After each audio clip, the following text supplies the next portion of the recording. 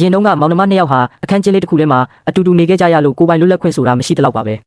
ဒါကြောင့်သူတို့မိဘတွေကအခန်းကိုအသစ်ပြန်ပြင်ပြီးပိုကောင်းတဲ့နေရာလေးတစ်ခုဖန်တီးပေးဖို့ဆုံးဖြတ်ခဲ့ကြပါတယ်အစပိုင်းမှာသူတို့တော်ကအကြံဉာဏ်တချို့ပေးခဲ့ပေမဲ့နောက်ဆုံးမှာတော့မိသားစုကိုယ်တိုင်ပဲသူတို့စိတ်ကြိုက်ပုံစံထုတ်ခဲ့ကြပါတယ်ပထမဆုံးအနေနဲ့တမဏိတွေတုံးပြီးကတင်ပေါင်းနှစ်ခုကိုတိစောက်ခဲ့ပြီးနေရံမှာမူလီတွေနဲ့ခိုင်ခိုင်မာမာတက်ဆင်ခဲ့ပါတယ်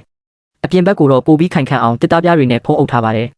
အိတ်တဲ့အခါပိုပြီးတက်တောင့်တက်တာရှိအောင်နေရံတွေမှာအီဆက်တဲ့အကာရံတွေကိုထည့်ပေးထားပါတယ်ငွေရနှစ်ခုတက်ဆင်လိုက်တဲ့အခါမှာတော့မောင်နှမနှစ်ယောက်စလုံးဟာကိုပိုင်ကုတင်လေးတွေအတီးတီးရရှိသွားပါပြီအပေါ်ကုတင်မှာတော့အိယာမဝင်ခင်စားဖက်ဖို့အတွက်စားအုပ်စင်အသေးလေးတစ်ခုပါဝင်ပါတယ်ကရင်ကောင်းရင်မှာတော့အဆင်ပြေစေဖို့အတွက်ခလုံးနဲ့ပလက်ပေါက်တွေအပြင်စိတ်ချလက်ချအိတ်ဆက်နိုင်ဖို့ဘေးကင်းလုံခြုံရေးလက်ရန်ကိုလည်းတက်ဆင်ပေးထားပါတယ်ကတင်အောက်ကနေရာလုတ်ကိုတော့ဘီရိုကြီးကြီးအဖြစ်ပြောင်းလဲလိုက်ပြီးအပေါ်ထပ်မှာဆောင်းတွေထားဖို့နဲ့အောက်ထပ်မှာတော့နေ့စဉ်ဝတ်အဝတ်စားတွေချိတ်ဆွဲဖို့အတွက်အသုံးပြုထားပါတယ်အရာအလုံးကိုတေးတေးတက်တက်စီစဉ်ထားပြီးတကားပိတ်လိုက်တာနဲ့ဖုံတွေလည်းမဝင်နိုင်တော့ပါဘူးဗီဒီယိုဘေးမှာတော့ညီမဖြစ်သူအတွက်မိတ်ကပ်နဲ့အတွင်းခံတွေထားဖို့နေရာအပြင်ကိုပိုင်မှန်တင်ခုံလေးတစ်ခုလည်းရှိပါတယ်အောက်ကုတင်ရဲ့ခြေရင်းဘက်မှာလည်းနောက်ထပ်ဗီဒီယိုကြီးကြီးတစ်ခုကိုထပ်မံတက်ဆင်ပေးထားပါတယ်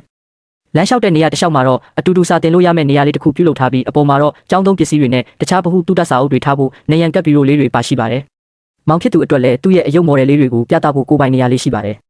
သတင်းပေါက်နားမှာတော့သူပြင်းတဲ့အခါဂိမ်းကစားနိုင်ဖို့အတွက်ကွန်ပျူတာစပွဲတစ်ခုထားရှိပေးထားပါတယ်အခုဆိုရင်မောင်နှမနှစ်ယောက်ရဲ့အခန်းဟာပြည့်စုံသွားပါပြီတယောက်နဲ့တယောက်အနှောက်အယှက်မဖြစ်စေဘဲကိုပိုင်နေရာလေးတွေနဲ့အခန်းလေးကိုအတူတူမျှဝေသုံးစွဲနိုင်ပြီဖြစ်ပါတယ်ကျင်းပေမဲ့စမတ်ကြတဲ့ဒီဒီဇိုင်းဟာလက်တွေ့ဆန်ပြီးနှွေးထွေးမှုကိုပေးစွမ်းနိုင်ပါတယ်